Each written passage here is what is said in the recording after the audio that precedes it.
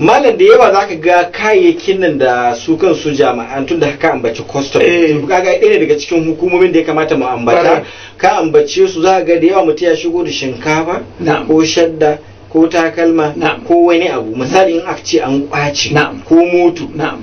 kuma da ƙarshe dai gwamnati za ta zo ta yi gwanjon su sai ta sayan ma wasu mutane to ya sayan wannan kayan yake wanda kai ka san kayan wani ne aka kwace a musulunce ba haramu ba amma a dokar kasa haramu to kai yanzu in ka je ya so mota shi misali miliyan 30 an za sai ma miliyan 1.5 kai za ka je kuma ka sada miliyan 10 yayi wannan dan za a ce kai gaskiya malam kai tunani to malam ya wannan yake wannan haramun ne haram ne shi menene haram mutum ma'ana aiwa mutum gwanjan kayan wani da aka kwace saboda in an kwace din kowa ya kyamaci kayan hukumar nan gaba za ta kai ga ta daina kwacewa amma ka jibi tuka da warwara wani ne aka kwace ya shigo da shi to kuma gashi a sayarwa wani haka ne ko in haka ne wanda ya so da shi da gumunsa tun farko a ban masa ya biya harajin ko ya biya harajin ko ba gaskiya ba to amma yanzu an kwace mishi an sa shi cikin wahala kila ma bashi ya ci ya je ya so an sa shi cikin wahala yanzu ga ni bai ji ba bai gani ba kawai shi kuma an ce zo ka biya kaza shi kuma ya je ya ci riba kaga an kashe wancan an raya wannan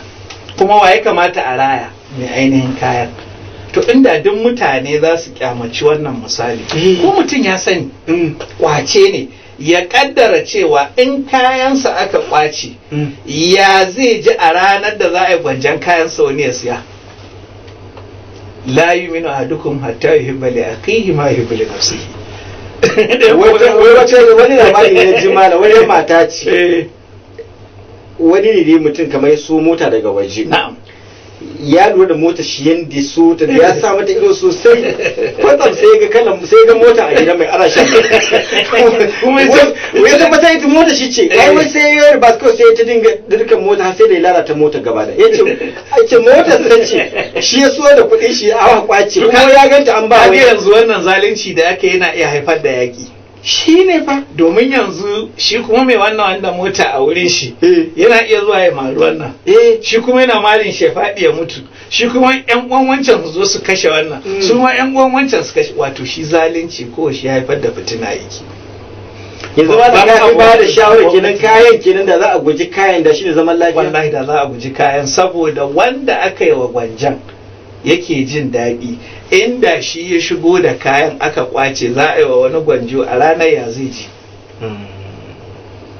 wannan yana ɗaya daga cikin ma'auni da mutum yake gane abin da ya daidai ne ko ba daidai ba in kai aka yi waya za ka ji kuma wani babban mutum ya bada ma'auni la yu'minu ahadukum hatta yuhibba li akhihi ma yuhibbu li nafsihi wallahi jiya wani babban mutum wani ba mai cikakken imani ba har sai ya so wa dan uwansa abin da yake so wa kansa wallahi jiya wani babban mutum ne fa ya duwe ce kai kun kawo babban maudu'i yace to ku yi tambaya irin wannan tambayoyin da bayan da mallan kake ba na son faɗa amma wallahi sai ce to ku yi bai sai ce to bari a shi kaga su ma manya abin na da su wato duk annabi baka ji abin da ya faɗa la yadkhulu sahibu maksinil jannata duk wanda yake karɓar kuɗin custom ma'ana harajin kaya na fataki ba zai shiga aljanna ba inna lillahi hakim ya rawaito wannan hadisi a al-mustadrak kuma ya ce hadisi ne sahihi a bisa sharaɗin musulun la haula wala quwwata illa billah domin Allah ne ce ka yi abu kuma sai a ɗora ma abin nan kuma daga ƙarshe kamar yadda muka faɗa a baya masifar za ta koma ne ga talaka saboda shi wanda aka ɗora custom duty ba ruwan shi sannan kuma ɗora custom duty zai jawo kasuwanci ya dakushe domin yanzu akwai wasu kayayyaki da yawa abin da ya sa ba a siyan su sun yi tsada daga cin abin da ya taimaka suka yi tsada shine harajin da aka dora musu na custom